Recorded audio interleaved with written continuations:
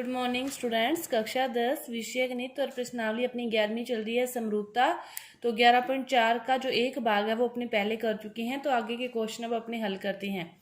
तो देखो 11.4 का तीसरा क्वेश्चन दे रखा है इस प्रकार कि एक ही आधार BC पर जो दो त्रिभुज हैं ABC और DBC बने हुए हैं, यदि AD और BC परस्पर O पर प्रतिच्छेद करते हैं तो अपने को ये सिद्ध करना है।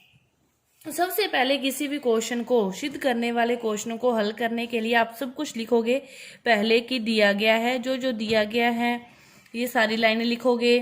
फिर जो सिद्ध करना है फिर वो लिखते हैं कि ये वाली चीज सिद्ध करनी है, यहाँ पे दिया गया है। सब लिखने के बाद फिर करते हैं उत्पत्ति की हमें सिद्ध करने के लिए क्या करना पड़ेगा। हमें इसको इस प्रकार सिद्ध करने के लिए कोई ना कोई लंब या कोई दो ट्राइंगल लेने के लिए कोई अपने लंब लेते हैं ताकि उनको समरूप दिखा सकें। तो उसके लिए अपने उत्पत्ति करते हैं कि ए से यहाँ पर एक कोई लंब खींचते हैं, उसका नाम देते हैं एल, कि ये 90 डिग्री की भुजा है, यहाँ पर खींची 90 डिग्री का कोण बनाती है। डी से खींचते हैं इधर और इसको नाम देते हैं एम, ये भी यहाँ पे कितने डिग्री का कोण बनाती है, 90 डिग्री का कोण बनाती है। तो अब देखो ये वाला है कोण एक और ये वाला है कोण दो। कोण एक और कोण दो तो बराबर ही हैं क्योंकि दिया गया है कोण एक और कोण दो बराबर हैं। ये क्या है, हमें दिया गया है कोण एक कोण दो बराबर हैं, दिया गया है। और जो कोण एल है और कोण एम है ये कोण क्या है, 90 डिग्री है क्योंकि हमने इनको लंब खींचा है। तो ये कितने डिग्री है, 90 डिग्री है। ये कोण कितने डिग्री के हैं, 90 डिग्री के। तो फिर अपने यदि त्रिभुज ALO और त्रिभुज DMO की बात करें, त्रिभुज ALO व त्रिभुज DMO की बात करें तो इसमें जो O कोण है वो दोनों में बराबर है। ALO और DMO ये वाला कोण भी बराबर है, दो कोण बराबर हैं। तो बाय एंगल प्रॉपर्टी से ये त्रिभुज जो होंगे त्रिभुज ALO वो समरूप होगा त्रिभुज DMO की। क्या होगा, समरूप होगा। समरूप होगा तो उनकी फिर भुजाओं का अनुपात भी क्या होता है, समानुपाती होता है। तो AL किसके समानुपाती होगा, DM के। AO किसके समानुपाती होगा, AO किसके समानुपाती होगा, DO के। तो AL समानुपाती है DM और AO समानुपाती है किसके, DO के। ये समानुपाती है।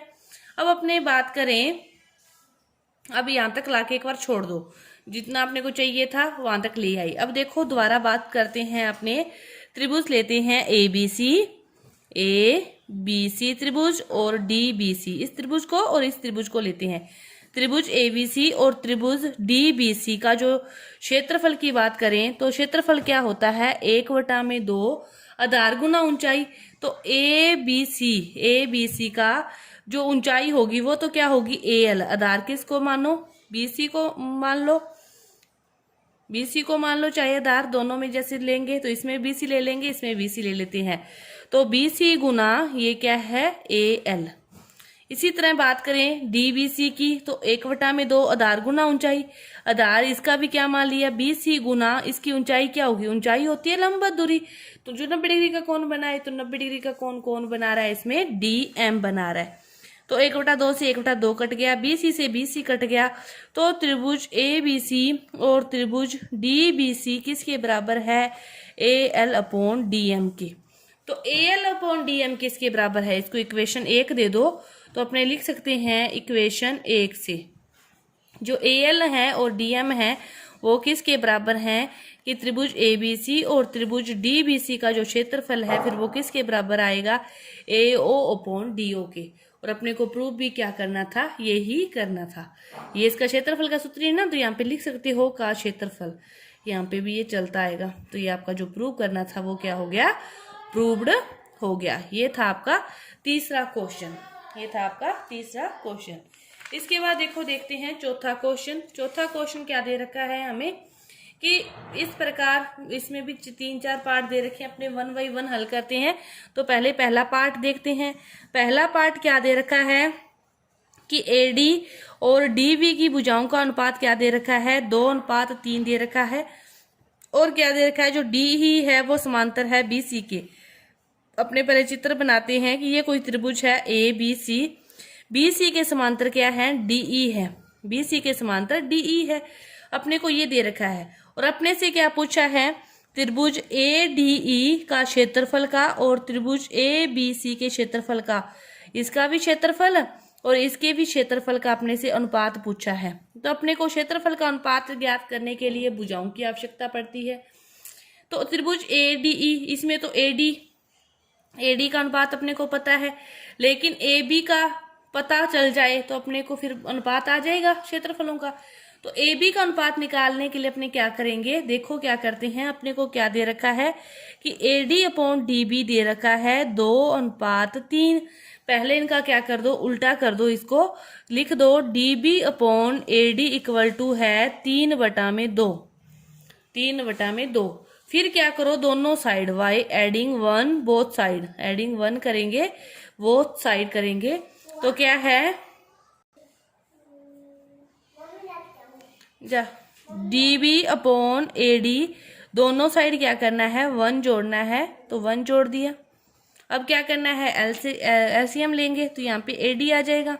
DB पड़ा है प्लस AD इक्वल टू 3 + 2/2। तो देखो DB प्लस AD, ये पूरी भुजा क्या बनेगी, AB। ये पूरी भुजा क्या बनेगी, AB। AB/AD इक्वल टू क्या बन गया, 5/2। AB/AD क्या बन गया, 5/2। अपने पास अब AB भी आ गई, AD भी है। तो अब अपने को क्षेत्रफलों का अनुपात ज्ञात करना है। तो पहले किसका निकालना है, ADE का। त्रिभुज ADE का क्षेत्रफल अपॉन में त्रिभुज ABC का क्षेत्रफल, दोनों का क्षेत्रफल करना है। तो AD की भुजा कौन सी है, 2, तो 2 का स्क्वायर, और AB की भुजा इसकी क्या है, 5, तो 5 का स्क्वायर क्या आएगा, 4/25। क्या आएगा, 4/25। तो इसके क्षेत्रफलों का अनुपात अपने पास आ गया 4/25। ये था आपके चौथे का पहला क्वेश्चन। अब देखो चौथे का दूसरा क्वेश्चन। चौथे का दूसरा क्वेश्चन देखते हैं। क्या दे रखा है, AB कोई है, AB रेखाखंड है। इसमें क्या है, 2 बिंदु हैं, PV लंब है, P पर जो लंब है वो तो, B पर जो लंब है वो तो क्या है, PB, और A पर जो लंब है वो क्या है, QA। फिर वो क्या कहता है कि यदि P व Q को मिलाया जाता है, दोनों ओर स्थित है, ये भी कहा है उसने। और फिर कह रहा है यदि P व Q को मिलाया जाता है, इसको मिला दिया जाता है, तो ये AB को कहाँ प्रतिच्छेद करते हैं, O पर प्रतिच्छेद करते हैं।